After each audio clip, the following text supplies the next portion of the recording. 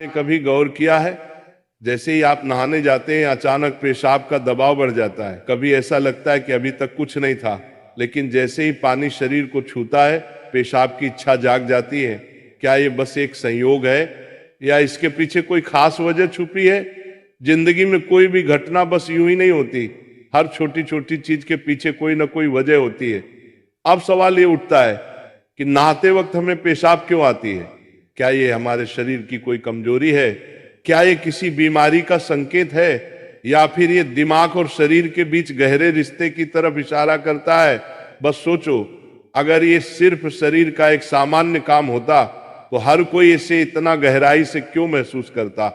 नहाना सिर्फ साफ सफाई का मामला नहीं है। नहाना एक ऐसा प्रक्रिया है जिसमें शरीर, दिमाग और आपकी पूरी चेतना जुड़ी होती है। पानी, जिसे सबसे पवित्र तत्व माना जाता है, सिर्फ आपके शरीर को नहीं धोता बल्कि आपके अंदर जमा थकान, तनाव और दबाव को भी धो देता है। और जैसे जैसे शरीर हल्का हो जाता है उसका दबाव पेशाब के रूप में बाहर निकलता है। लेकिन ये तो बस सतह की बात है, असली कहानी इससे कहीं गहरी है। क्योंकि शरीर का हर अनुभव मन का भी अनुभव होता है और मन का हर अनुभव शरीर में उतरता है।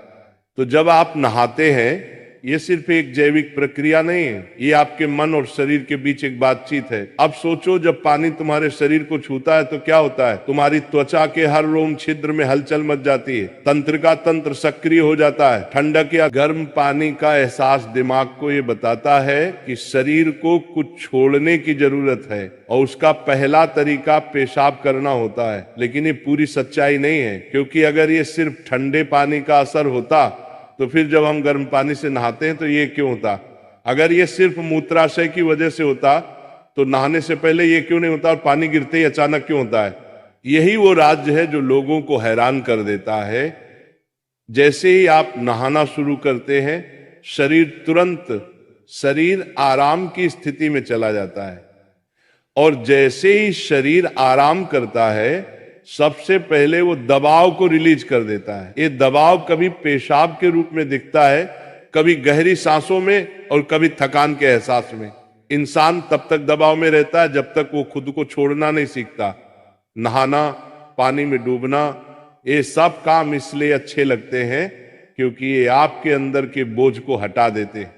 बस याद करो कि कभी गर्मी में जब तुम ठंडे पानी से नहाने बैठते हो तो पहला छींटा ही पूरा शरीर एक झटका महसूस करता है। उस झटके में शरीर कुछ देर के लिए नियंत्रण खो बैठता है, और नियंत्रण खोने से इच्छा पैदा होती है। अब आप सोचेंगे कि क्या ये हर किसी के साथ होता है? हाँ, लगभग हर किसी ने कभी न कभी इसे महसूस किया होता है। लेकिन फर्क ये है कि कुछ लोग इसे सामान्य समझकर भूल जाते हैं, और कुछ इसके पीछे छुपे राज की तलाश शुरू कर देते हैं। और जो तलाश शुरू करता है वो जिंदगी के असली ज्ञान के करीब पहुंच जाता है। क्योंकि यहाँ एक नाजुक बात छुपी है। पानी और पेशाब दोनों एक ही तत्व से बने होते हैं। जब पानी बाहर से शरीर को छूता है तो शरीर के अंदर पानी का तत्व भी प्रतिक्रिया करता है। यही प्रकृति का संतुलन है, ये एक अनुनाद है। शरीर और प्रकृति के बीच रिश्ता आईने जैसा होता है। जो कुछ बाहर होता है वो अंदर भी परिलक्षित होता है। तो जब बाहर का पानी तुम्हारे शरीर से मिलता है तो अंदर का पानी यानी पेशाब भी बाहर आने को बेचैन हो जाता है। लेकिन अब सवाल उठता है, क्या ये सिर्फ पानी और मूत्राशय की बात है, या इसके पीछे कुछ और भी है? क्या ये किसी कमजोरी का संकेत है? क्या ये किसी बीमारी का शुरुआती लक्षण है, या बस मन और शरीर के बीच की एक बातचीत है? यहीं से हमारी यात्रा शुरू होती है, शरीर के विज्ञान से लेकर आध्यात्मिक दृष्टि तक। क्योंकि अगर हम इसे बिना समझे सामान्य कहकर नजरअंदाज कर देंगे तो हम जीवन के एक बहुत बड़े संकेत को खो देंगे। तो चलिए अब इस रहस्य को और गहराई से समझते हैं। हर बार जब तुम कुछ छोड़ते हो, कुछ रिहा करते हो, तो वो तुम्हारे बोझ से आजादी देता है। लेकिन ध्यान रखना, ये सफर आसान नहीं होगा, क्योंकि जो दिखता है वो सच नहीं होता, और जो नहीं दिखता वो गहरा सच होता है। लेकिन सवाल यह है कि ऐसा क्यों होता है कि कुछ लोग इसे ज्यादा महसूस करते हैं और कुछ कम? यहां मनोविज्ञान की भूमिका आती है। मनोविज्ञान कहता है कि हमारा मन और शरीर गहराई से जुड़े होते हैं।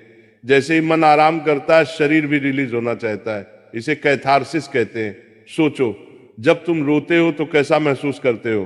पहले तो भारीपन होता है, लेकिन रोने के बाद हल्कापन महसूस होता है। बिल्कुल ऐसा ही होता है, पेशाब आने में भी ऐसा होता है। ये एक तरह की साफ सफाई है, और नहाना भी ऐसी ही एक प्रक्रिया है जो आराम और तरोताजगी दोनों को जगाती है। इंसान लगातार दबावों के नीचे रहता है, तनाव, इच्छाएं, डर, गुस्सा, चाहते सब अंदर जमा रहते हैं। जब आप नहाते हैं तो पानी सिर्फ शरीर को नहीं धोता, ये आपके दबावों को भी पिघलाता है। और जैसे ही दबाव कम होता है, शरीर से छोटे छोटे रिहाई के संकेत पहले निकलते हैं। मतलब पेशाब आने की इच्छा सिर्फ जैविक नहीं है, बल्कि मनोवैज्ञानिक भी है। ये इस बात की निशानी है कि जैसे ही आप आराम में, शरीर राहत चाहता है। पानी सिर्फ शरीर को साफ नहीं करता, ये आपके अवचेतन तक पहुंचता है, क्योंकि पानी का अस्तित्व बहुत गहरा है। आप मां के गर्भ में पानी से घिरे हुए पैदा हुए थे, आपके पहले अनुभव पानी से जुड़े होते हैं। इसलिए जब भी पानी आपको छूता है, आपका अवचेतन सक्रिय हो जाता है। इसीलिए नहाना इतना सुखद लगता है, इसीलिए पानी में डूबना, किसी झील या समुंदर के किनारे बैठना इतना आरामदायक होता है। और इसीलिए जब भी शरीर पानी से टच करता है तो वह तुरंत राहत चाहता है, क्योंकि ये उसकी सबसे पहली अनुभूति होती है। हर बार जब पानी तुम्हें छूता है तो गर्भाशय का अनुभव वापस आ जाता है। गर्भ में तुम पूरी तरह आराम में थे, कोई तनाव नहीं, कोई दबाव नहीं। पानी का माहौल और राहत पाने का एहसास ही वजह है कि नहाते वक्त पेशाब आना स्वाभाविक होता है। ये व्यर्थ के बकवाद करने वाले लोगों से मत मिलो, व्यर्थ के बकवाद करने वाले लोगों की तरफ मत देखो, ये क्या कह रहे हैं, क्या बोल रहे हैं। और तुम भी व्यर्थ का बकवाद मत करो। अपने समय को कीमती मान करके निरंतर प्रिया प्रीतम का नाम जप करो, उनके गुण लीला गाओ, उनकी सेवा में रहो। कभी प्रपंच की बातें, कभी प्रतिष्ठा का चिंतन, कभी नाना प्रकार के मान सम्मान का चिंतन, ये घुसने ना पावे हृदय में। बहुत सावधान रहना चाहिए साधक को। ऐसी बातें देखो मत, ऐसी बातें सुनो मत जिससे तुम्हारा हृदय उद्विग्न होकर प्रभु का चिंतन छोड़ दे। बंद करो अभी। अन्य लोगों के संग का त्याग कर दो, जो भगवत विमुख वार्ता करते हैं, संत निंदा करते हैं, दूसरों की निंदा करते हैं। कुछ हाथ नहीं लगता, ये लोग दुर्गति को प्राप्त होने वाले हैं। भक्तन निंदा अति बुरी भूल करे जिन कोई, किए सुकृत बहु जन्म के छिन में दारे खोए। पर निंदा के किए ते नहीं, आवत नहीं कछुआत, मूर्ख पर्वत पाप को ले चल अपने साथ। तो अलम कश्यापि संगत्या, ऐसा संग मत करो जिनके पास बैठने से भक्त निंदा, जन निंदा, भगवत निंदा हो। ऐसे से दूर रहो, अलम बंद कर दो ऐसे लोगों का संग। रात दिन हम श्यामा श्याम का नाम जप करेंगे, श्यामा श्याम के लीला गुण गाएंगे, श्यामा श्याम के ही धाम का शोभा का चिंतन करेंगे। जब तुम अपना जीवन श्यामा श्याम के चरणों में न्यौछावर कर दोगे तो पूरा भार श्यामा श्याम ले लेंगे और तुम्हारे हृदय में मस्ती आ जाएगी। जो ऐसा निश्चयी होता है, दृढ़ निश्चयी, उसके अंदर दृढ़ विश्वास, तो उसके हर समय भगवान की स्फूर्ति होती रहती है। भारी प्रतिकूलता में भी भगवान का सानिध्य अनुभव होता है। वो अनुकूलता में तो भगवान के दुलार को देखता है, लेकिन प्रतिकूलता में भगवान की विशेष कृपा को देखता है। ये संयोग, ये वियोग, संसार की ये द्वंद्वमयी वृत्तियां भक्तों के हृदय में नहीं चुभती। आए की हुज्जत नहीं, गए की तलाश नहीं, क्योंकि नित्य संयोग भगवत स्मृति के प्रभाव से प्रभु का रहता है। शोक, विषाद बहुत ध्यान देने योग्य विषय है। तभी लोगों को ऐसा लगता है कि ऐसा कैसे हो सकता है। भक्त के चरित्रों को जब सुनते तो लगता है ऐसा कैसे हो सकता है, ऐसी परिस्थिति में भी ऐसा कैसे हो सकता है। क्योंकि तुम मानुषिक बुद्धि से युक्त हो और वो भागवतिक स्थिति से युक्त है, इसलिए तुम उसको पार पा ही नहीं सकते। जब तुम अपना जीवन श्यामा श्याम के चरणों में समर्पित कर देते हो हृदय से, फिर उनकी कृपा से सब विघ्न दूर हो जाते, एक अपार मस्ती रहती है।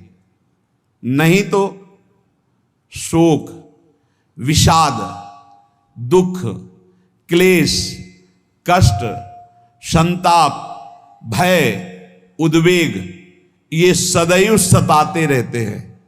इसी से डिप्रेशन होता है। बार बार नकारात्मक चिंतन, शोक, विषाद, दुख, चिंता, क्लेश, संताप, भय, उद्वेग यही पूरे मानसिक स्तर को नष्ट कर देते हैं। उत्साहहीन जीवन हो जाता है। जब तुम श्यामा श्याम को समर्पित हो जाते हो तो ये सब प्रवेश भी नहीं करते, एक अपार मस्ती बनी रहती है। अब क्या होगा? श्यामा श्याम जो करेंगे वही होगा। श्यामा श्याम पता नहीं कैसा करें, नहीं, वो सदैव मंगल भवन है, वो जो करते महामंगल होता है। यह निश्चय उपासक के हृदय में आ जाना चाहिए। इसलिए अपना सारा मन, सारी बुद्धि, सारा जीवन, प्रत्येक श्वास प्रभु को अर्पण कर दो, फिर देखो तुम निहाल हो जाओगे। दुख, शोक, विषाद, क्लेश, कष्ट, संताप, भय, उद्वेग ये उसी को व्यापते हैं जिसने अपने जीवन को प्रभु के चरणों में अर्पित नहीं किया।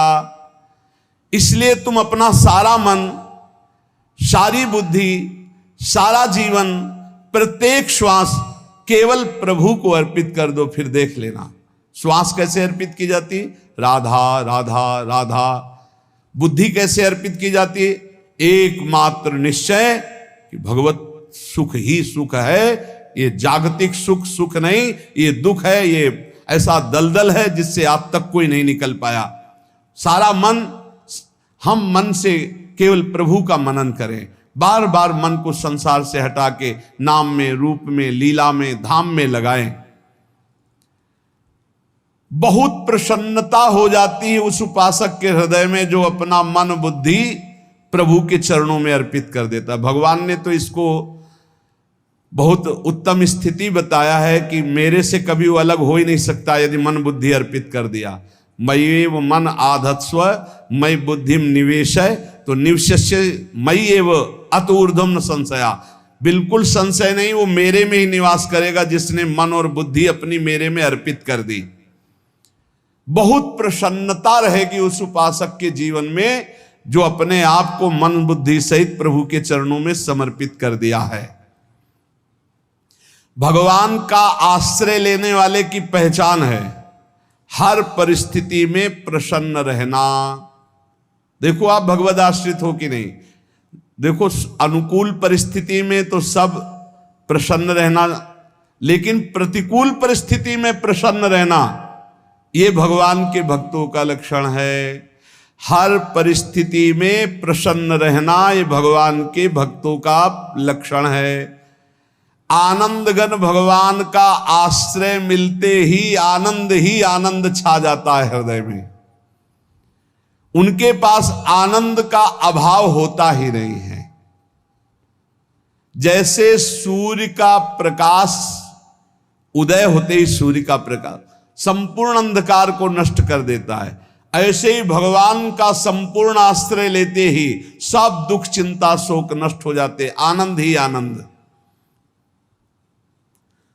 तुम भगवान के मंगलमय रूप को नहीं जानते हो, पर उनके मंगलमय भाव को, विधान को मानना शुरू कर दो। जो भी होता है मंगलमय होता है। हमने जीवन में देखा है, अगर इधर कोई बहुत बड़ा सुख दिया तो देर नहीं लगेगी, 24 घंटे नहीं व्यतीत होंगे और ऐसे दुख दे देंगे, जिससे दोनों का समान भाव रख करके ना दुख में तुम भूलो प्रभु को, ना सुख में फूलो, सीधे भगवत मार्ग में चल। पूरे जीवन की बात देखा है। भगवान के मंगल विधान में सदा सर्वदा सुख ही सुख है, इस बात को मान के प्रसन्न हो जाओ।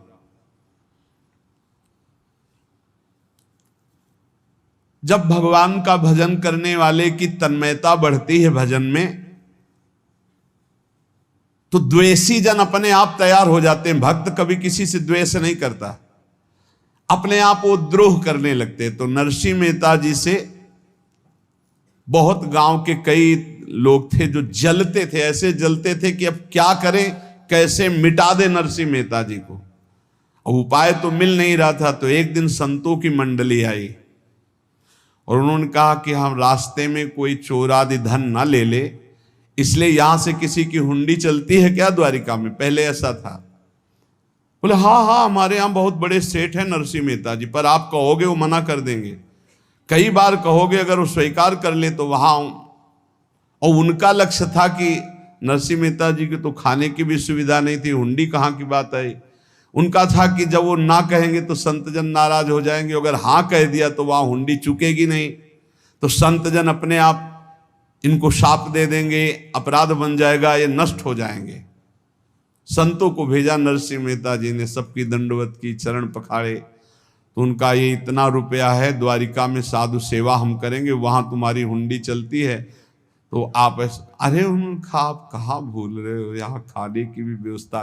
बोले हमें सब पहले से बता दिया गया कि आप मना करोगे, बार बार मना मत करो, हमें पता है।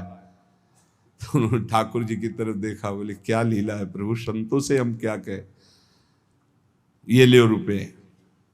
उस समय स्वर्ण की मोहरें चलती थी, बेच के बाजार से खूब उन संतों को पवाया, उन्हीं संतों की सेवा की। और उनका अपने सेठ का नाम तो बताओ जहां हमें जाके हुंडी मिलेगी। सेठ सावल सा सेठ।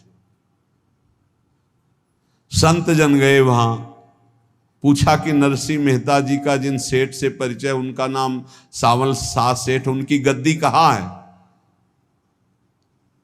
तो जो कुछ भक्त थे वो द्वारिकाधीश की तरफ संकेत करते कि वही हैं। बोले नहीं नहीं, वो सेठ है, उनकी गद्दी चलती थी, पूरी बाजार में कहीं कोई। अब संत जन एकांत में होकर के बहुत विचलित हुए, क्या हमारे साथ धोखा हुआ? नरसिंह मेहता जैसा संत क्या धोखेबाज हो सकता है?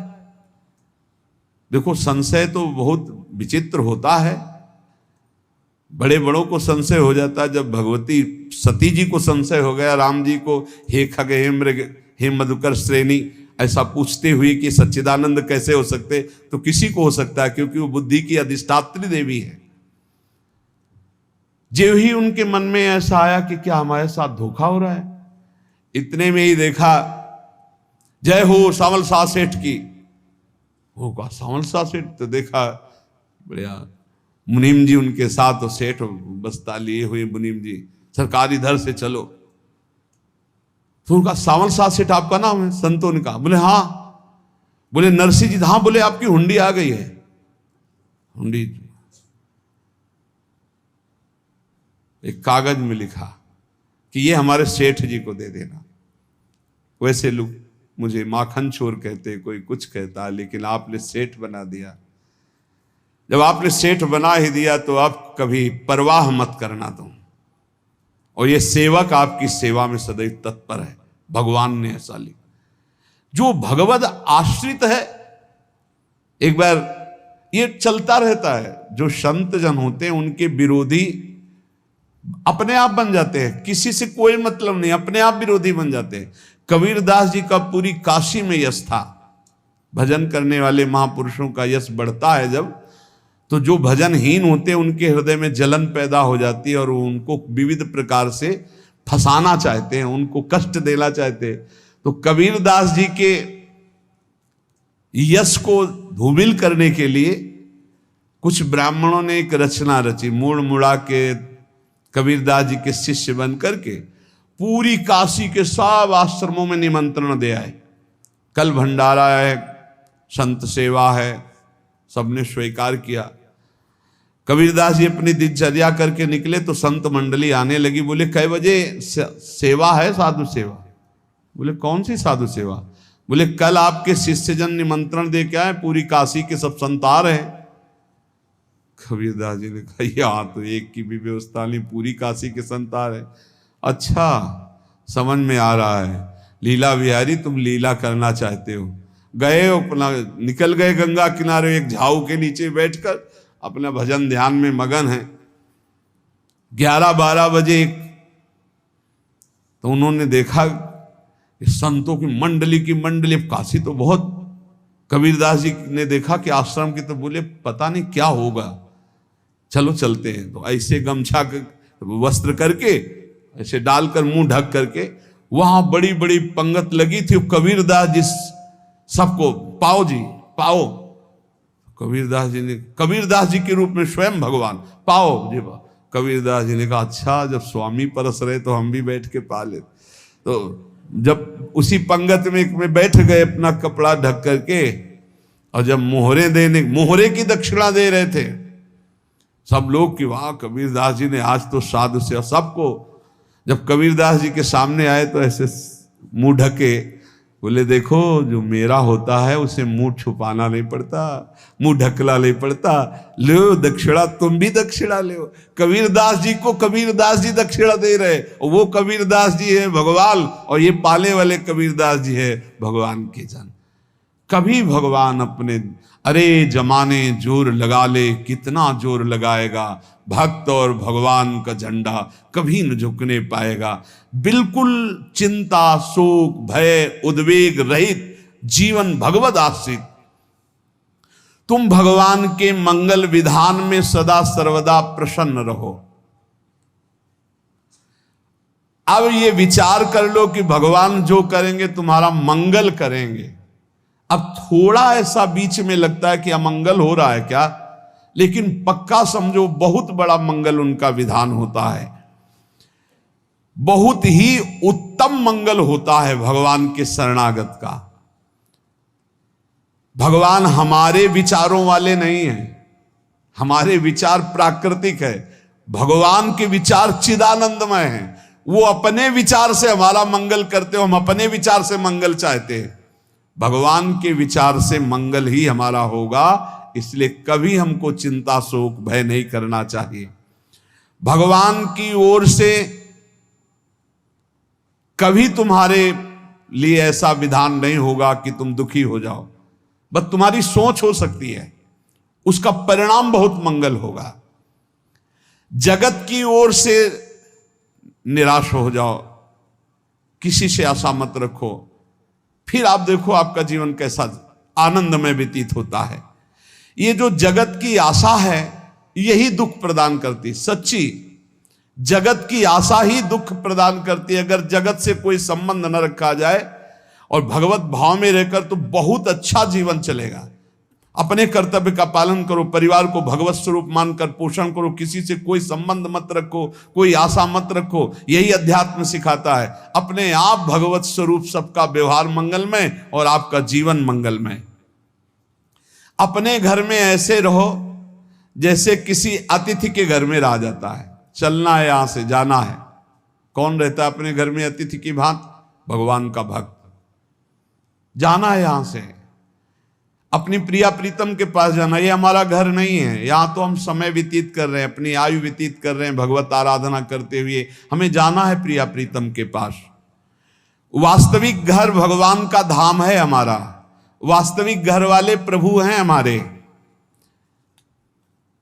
जो नित्य सच्चिदानंद भगवान के चरणों में अपने चित्त को समर्पित करता रहता है, उसको यह अनुभव होने लगता है कि बड़ी कृपा है हमारे ऊपर, भगवान की बड़ी कृपा है हमारे ऊपर।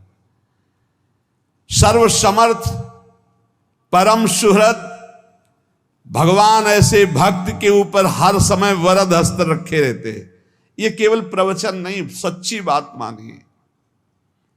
ऐसे भगवान का वरद हस्त हर समय रहता है। जब भगवान की छत्र छाया में भक्त अपने को देखता है तो आसपास घोर विपत्तियों का भी समुदाय हो तो भी वो आनंद में मगन रहता है। हर हालत में आनंदित रहना ये भक्त का स्वभाव है। भगवान ऐसे भक्तों को प्यार करते हैं जैसे कछुआ अपने अंडे को बाहर रख आवे और रात दिन उसका चिंतन करे। जब भक्त भगवान को समर्पित होता है तो भगवान रात दिन उसकी ऐसे चिंतन सुरक्षा करते हैं। अभय, ये दैवी संपदा का पहला गुण है। ये भगवान के शरणागत पर जागृत हो जाता है, वो भयभीत नहीं होता, किसी भी उससे भयभीत नहीं होता। यही डरप हरिवंश हित, जिनो भ्रमय गुण सलिल पर। इस डर से डरते रहना चाहिए, कहीं गुण रूपी पानी में फिसल न जाए, नहीं तो गलती हो सकती है। साधक सावधान रहे। ये अभय दैवी संपदा का सबसे बड़ा गुण है। जो भयहारी भगवान की शरण में आ जाता है तो उसके अंदर ये अभय प्रकट हो जाता है। अगर कहीं तुम्हें एकांत में भय लग रहा है, एक आदमी तो एकांतिक में आए थे, वो कह रहे थे कि हमें हर समय भय लगा रहता कि कोई हमारे पीछे है, अंधेरा तो लगता कोई खड़ा है, मैं जीना मुश्किल हो गया, ऐसा भय। देखो ये मन कैसा है, भगवान से विमुख होने पर कैसे डरवाता है। वो कह रहे हैं हर समय मुझे डर लगा रहता है, कोई सामने खड़ा है, कोई पीछे खड़ा है, ऐसा भय लगने लगता है। और जब भगवान की शरण में आ जाते हैं तो ये अभय स्थिति हृदय में जागृत हो जाती है। कोई भी भय आसपास आ ही नहीं सकता, यहां तक कि नरक का भी भय खत्म हो जाता है जो भगवान की शरण में है। महापापी भी पुण्यात्मा महान भक्तों के समान वो उत्तम गति को प्राप्त हो जाता है जो भगवान की शरण में हो जाता है। पर ये जो भोगों का आश्रय लिए हुए हैं, मनमानी आचरण कर रहे हैं, ये कभी उस अभय को जान ही नहीं सकते कोई अभय पद है क्या। इनको तो कदम कदम पर शोक, भय और दुख की प्राप्ति होगी, कोई बचा नहीं सकता। जो भोगों में लगे हैं, मनमानी आचरण कर रहे हैं। अगर निर्भय होना चाहते हो, परम सुखी होना चाहते हो, तो भगवान के शरणागत हो जाओ। सारे जगत को अभय दान देने वाले भगवान हैं। भगवान का एक प्रण है, ममपन शरणागत भयहारी। जो मेरी शरण में आ गया उसके भय का मैं नाश कर देता हूं। साधना में अवस्था मन की मानी जाती है कि आप कितने अच्छे साधक हैं। यदि आपका मन भगवदाकार है, हर समय भगवत चिंतन चल रहा है, आपके स्वप्न भागवती का रहे हैं, आपके विचार भागवतिक हैं, तो आपकी अच्छी साधना हो रही है। और यदि आपके स्वप्न गंदे आ रहे हैं, क्योंकि स्वप्न में मन का ही सारा खेल होता है, और आपकी चिंतन वृत्ति वासनात्मक चल रही, तो अभी साधना का प्रभाव मन पे नहीं पड़ा है। जिसका मन हर समय भगवत चिंतन करता रहता है, वो जीते जी जीवन मुक्त हो जाता, अनुभव होता है। जैसे किसी ने कहा कि हमें कैसे पता चलेगा कि हमारा काम हो गया है। तो जैसे आप भोजन पा लेते हैं तो किसी दूसरे से गारंटी थोड़ी लेनी होती कि हम छक गए हैं क्या, आप जरा बताना हम छक गए हैं क्या। नहीं, अपने हृदय में आ जाता है कि अब मैं तृप्त हो गया। ऐसे ही अपने हृदय में आ जाता है कि मेरा काम हो गया, अब मेरा जन्म नहीं होगा। ये हृदय में आ जाता है, अपने आप अनुभव में आ जाता है। जब स्वरूप बोध होता है तो किसी और से सलाह थोड़ी लेनी होती है, वो अपने आप अनुभव में आ जाता है। हाँ, यदि गुरुदेव का वर्ण नहीं किया है तो फिर आपको किसी न किसी गुरु से प्रमाणित करवाना पड़ेगा। और अगर गुरुदेव का वर्ण किया है तो वही मंत्र, वही नाम, वही गुरु शरणागति आपको अंदर से पुष्ट कर देगी कि आपका काम हो गया है। विषय चिंतन करता हुआ मन विषय आसक्ति को प्राप्त होता है। विषय आसक्ति को प्राप्त हुआ मन बार बार जन्म मरण और नरक को प्राप्त होता है। बस ये विषय चिंतन हटाना ही प्रमुख कर्तव्य साधना का है। बार बार मन को विषयों से हटा करके प्रभु के नाम में लगाओ, प्रभु के रूप में लगाओ, प्रभु की लीला में लगाओ। जहां भगवान प्रकट होते हैं वहां परमानंद की बाढ़ आती है। पर ये ध्यान रखें, गुलाब का फूल कांटों में खिलता है, उसकी सुगंध लेनी, फूल लेना है तो कांटों से बचाकर। ऐसे ही जब आप भगवत चिंतन के लिए चलेंगे तो आपका चिंतन चुराने के लिए माया विविध नाटक करेगी, कांटे फैलाएगी। कोई तुम्हारी निंदा करेगा, कोई अपमान करेगा, कोई उपहास करेगा, तुम्हारी अव्यवस्था हो सकती है, तुम्हारी परिस्थिति बहुत भयावह हो सकती है। इन परिस्थितियों में भी भगवत चिंतन का तार ना टूटने पावे तो आगे गुलाब का फूल है।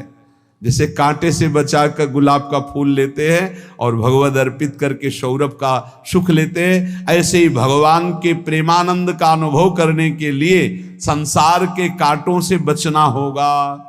और खिलेगा यही फूल संसार में ही, मनुष्य देह में, और योनियों में नहीं। भगवत प्राप्ति स्वर्ग में नहीं होगी, इसी मृत्यु लोक में होगी।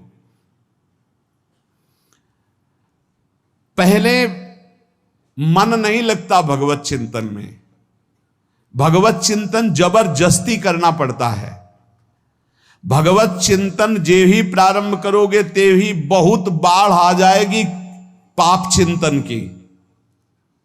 ध्यान दीजिए, बहुत लोग प्रश्न करते रहते हैं कि हम जब भजन में बैठते हैं तो बहुत गंदी बातें आती, मन बड़ा चंचल होता है, भाग जाता है। ऐसा प्रारंभ में जब कोई भगवत चिंतन प्रारंभ करता है तो उसका मन विषयों में भागता है, गंदी बातों में भागता है। अब लोग कहते पहले तो हमारा चिंतन बढ़िया होता था, अब चिंतन नहीं होता। तो कोई सिद्ध पुरुष थोड़ी हो गए, तुम्हें जबरदस्ती चिंतन करना होगा। जगत के प्राणी में जहां मन जाए तो इसमें भी भगवान, पदार्थ में मन जाए तो उसमें भी भगवान, जहां जहां मन जाए वहां वहां भगवान देखो, या मन को हटाकर नाम मंत्र में लगाओ। ऐसे भगवत स्मृति जागृत की जाती है, बार बार प्रयास करना होता है। कई लोग ये प्रश्न करते हैं कि हमसे बड़े पाप हो गए तो क्या हमें भगवान की प्राप्ति हो जाएगी? तो यहां कह रहे हैं भगवान किसी के पूर्व जीवन को नहीं देखते हैं, वर्तमान के भजन को देखते हैं। पकड़ो इस बात को। अगर वर्तमान में आज आप सुधर गए हो, नाम जप कर रहे हो, तो आप भक्त हो। ये गीता जी में भगवान ने कहा, अपिचेत सुदुराचारो भजते माम अनन्य भाग साधुरेव समंतव्या सम्यक व्यवसिता। ऐसा बहुत दुराचारी पहले रहा है, बाद में उसके मन में आ गया कि भगवान के सिवा हमारा कोई कल्याण करने वाला नहीं, हमारा कोई नहीं। तो भगवान कहते हैं मैं उसे साधु ही मानता हूं, उसे साधु बना देता हूं। भगवान किसी के पूर्व जीवन को नहीं देखते। बहुत बढ़िया बात है। कल तक हम क्या करते रहे भगवान नहीं देखते, आज क्या कर रहे हो ये देखते हैं।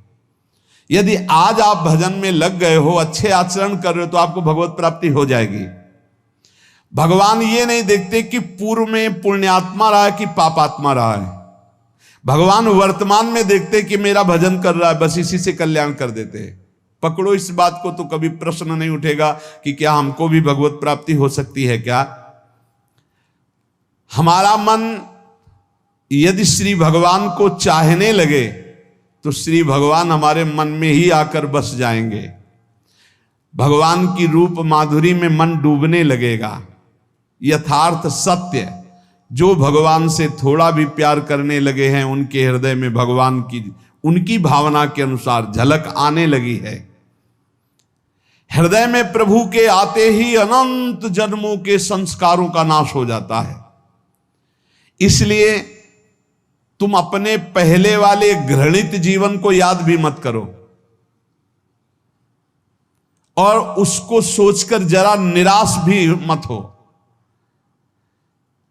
अमावस्या में घोर अंधकार रहता है, पर प्रातः काल में अंधकार नष्ट हो जाता है। ऐसे ही नाम का उच्चारण करते ही तुम्हारे जितने पाप अंधकार हो सब नष्ट हो जाएंगे। तुम चाहो कि एक क्षण भी प्रभु को ना भूलो। अब वर्तमान में ऐसी स्थिति बनाओ। जो प्रभु को नहीं भूलने की चाह करता है कि मुझे ऐसी स्थिति प्राप्त हो कि मैं कभी प्रभु को ना भूलूं, तो सच्ची मानो और कोई बात भगवान सुने ना सुने, ये बात जल्दी सुन लेते हैं। भजन की मांग करो तो बहुत जल्दी भगवान पूर्ण करते हो। भजन जिसका चलने लगा तो फिर लोकांतर के सारी रिद्धियां सिद्धियां सुख वैभव तो उसके चरणों में लौटते हैं। जब हम प्रभु से प्रभु का स्मरण न मांगकर भोग मांगते हैं तभी हमारा भजन रुक जाता है, भजन नहीं चल पाता। यदि हम प्रभु से केवल भजन मांगे तो विश्वास करो ब्याज में सब हो जाएगा। मूल भजन तो आपका बचेगा ही, ब्याज में लोक लोकांतर के भोग आपके चरणों में लुटते घूमेंगे। आप भजन करके तो देखो। अरे घिघियाने की जरूरत नहीं, किसी से मांगने की जरूरत नहीं, भजन करके देखो, सब ठीक हो जाएगा, सब अपने आप बन जाएगा। हम बहुत बड़ी भूल कर देते हैं कि थोड़ा भजन करके प्रभु से कुछ सांसारिक वस्तुएं, स्थितियां, परिस्थितियां बदलने की मांग कर लेते हैं, जिससे भजन छूट जाता है। प्रभु की स्मृति इतनी महान है कि जिन्होंने बैर भाव से प्रभु का स्मरण किया उनको भगवान की प्राप्ति हो गई। जैसे कंस आदि भगवान से बैर ही तो रखते थे, लेकिन भगवान की स्मृति रहती थी, स्मृति ने उनको भगवत प्राप्ति करा दी। स्मृति में महान सुख है, पर वो जब भक्ति रस से युक्त स्मृति होती तब माधुर्य रस, प्रेम रस का अनुभव होता है। कल्याण तो वैर भाव से स्मरण करने वालों को भी प्राप्त हो गया। यदि आप भक्त हो और ये चाहते हो कि आपकी भागवती की स्थिति बहुत जोर की हो, तो हम आपसे प्रार्थना करते हैं कि रोज प्रभु से एक ही बात मांगिए, मुझे अखंड स्मृति दीजिए। अर्जुन जी को पूरी गीता जी सुनने के बाद यही मिला, नष्टो मोहा स्मृति लब्ध्वा। स्मृति, प्रभु आप हम पे ऐसी कृपा कर दो कि हमारे हृदय में किसी और व्यक्ति, वस्तु, स्थान की स्मृति न रह जाए, केवल आपकी स्मृति रह जाए। ये चाह भगवान बहुत जल्दी पूर्ण कर देते हैं यदि उपासक हृदय से ये बात मांगे। भगवान की कृपा से ही ऐसा हो सकता है कि अखंड स्मृति, ये कर्म फल से नहीं मिलती है। प्रभु के प्रति निर्भर होकर जो दैन्यता पूर्वक प्रभु से मांगता है और हर समय अभ्यास करता रहता है भगवत स्मरण का, उसको ये स्मृति मिलती है। और स्मृति मिल गई तो इससे बड़ी कोई स्थिति नहीं, हर समय भगवान का स्मरण। प्रभु से मन प्रतिपल नया नया स्वाद लेकर के आसक्त होता रहता है, नवम नवम। प्रभु कभी बासी नहीं होते। जैसे किसी व्यक्ति को देखो तो देखते देखते मन हट जाएगा कि देख लिया, बहुत सुंदर है, ठीक है, लेकिन वो एक दिन मन हट जाएगा। और प्रभु की सुंदरता नवम नवम है, प्रभु के नाम का स्वाद नवम नवम है, प्रभु की लीला का स्वाद नवम नवम है, प्रभु के धाम की शोभा नवम नवम है। जैसे आचार्य महाप्रभु हरिवंश चंद्र जी कहते, नयो नेह नव रंग नयो रस नवल श्याम वृषभानु किशोरी, नव पीतांबर नवल चूनरी, नई नई बूंदन भींजत गोरी, नव वृंदावन हरित मनोहर, नव चातक बोलत मोर मोरी, नव मुरली जो मल्हार नई गति। सब कुछ नया। तो नवम नवम प्रभु, प्रतिपल नवम नवम प्रभु का रूप, प्रियाजू का नवम नवम, अबहीं और अबहीं और अबहीं और है।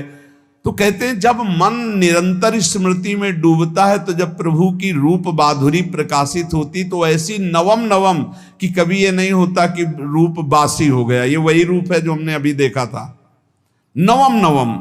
इसलिए आनंद की उफान आती रहती है उपासक के हृदय में। ऐसी प्रियता, ऐसा आनंद बिना भजन के नहीं अनुभव में आएगा। इसलिए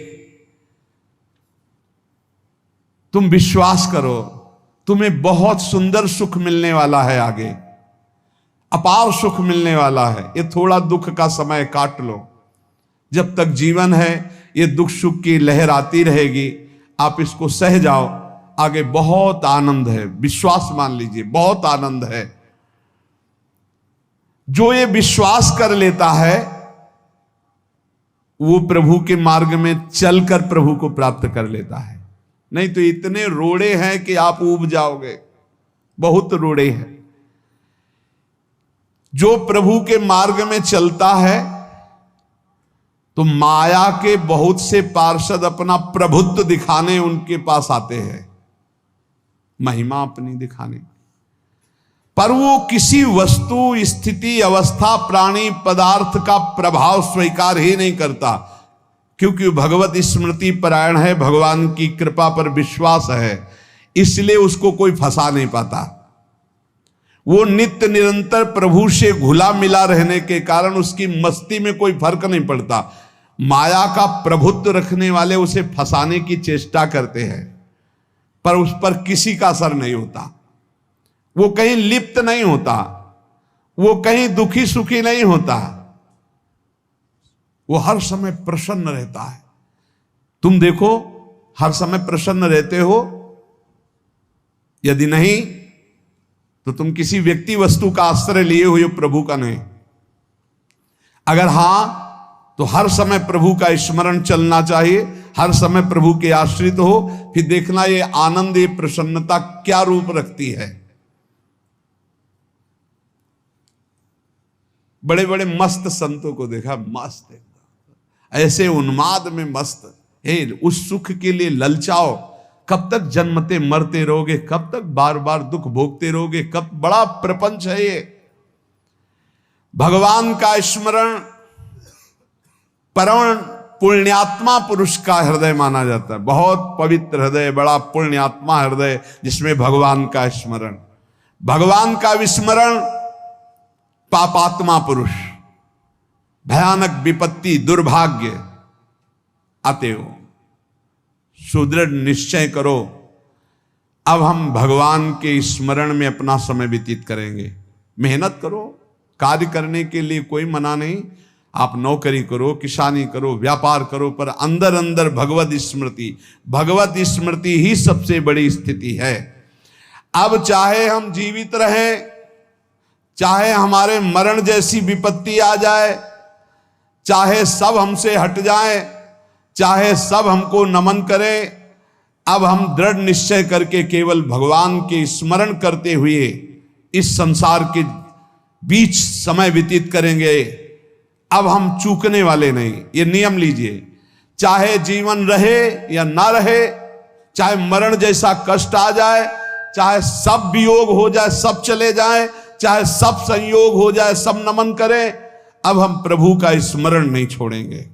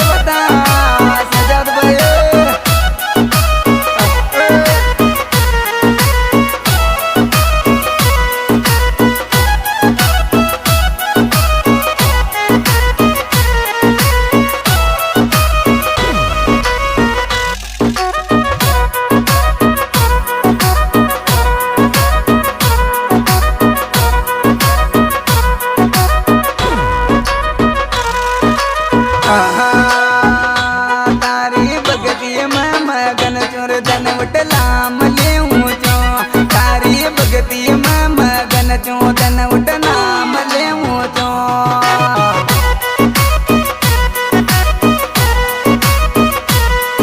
अरे नाम ले ऊंचो भवानी नाम ले ऊंचो तारी भगती में मगन चोर धन उठना मले ऊंचो तारी भगती में मगन चोर धन उठना मले ऊंचो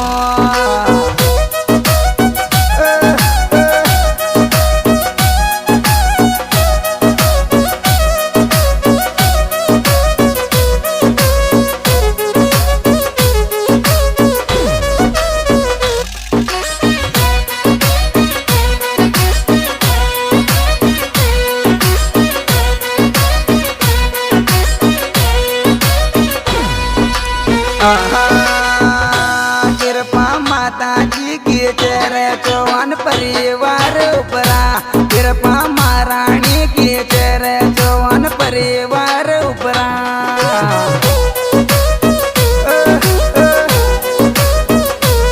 परिवार उपरा चौहान परिवार उपरा कृपा महारानी की तेरे चौहान परिवार उपरा कृपा जगदम्बा की तेरे चौहान परिवार उपरा बताओ बोझो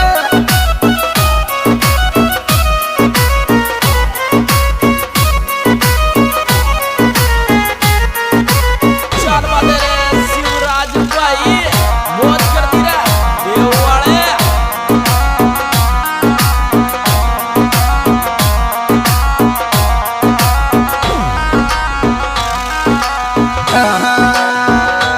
बरमण सोसाइटी रे बाळर बबलो डोक देवर होरी बरमण सोसाइटी रे बाळो बबलो डोक देवर होरी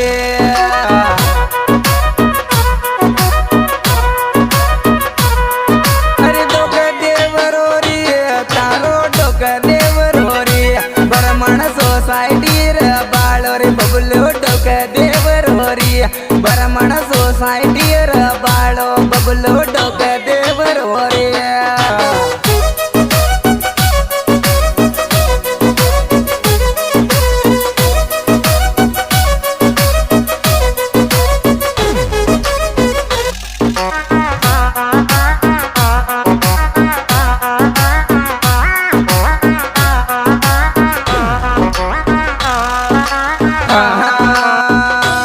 ऊंचा मंगरा पे बटी चरनियाल माई जी ऊंचा डूंगर पे बटी चरनियाल माई जी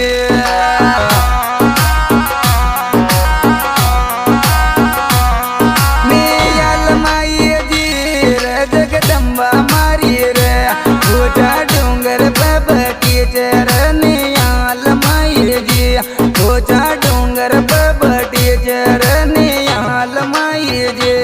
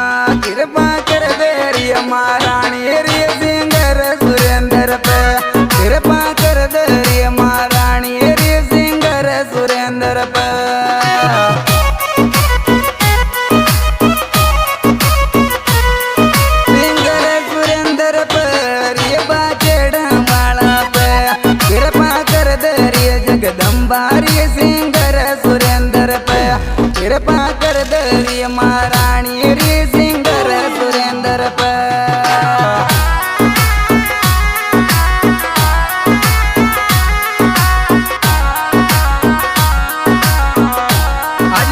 और इनके गाना मिलने का पता मुस्कान म्यूजिक भाजड़ा मोबाइल नंबर 895 2085 बबलू चौहान भूना बिना।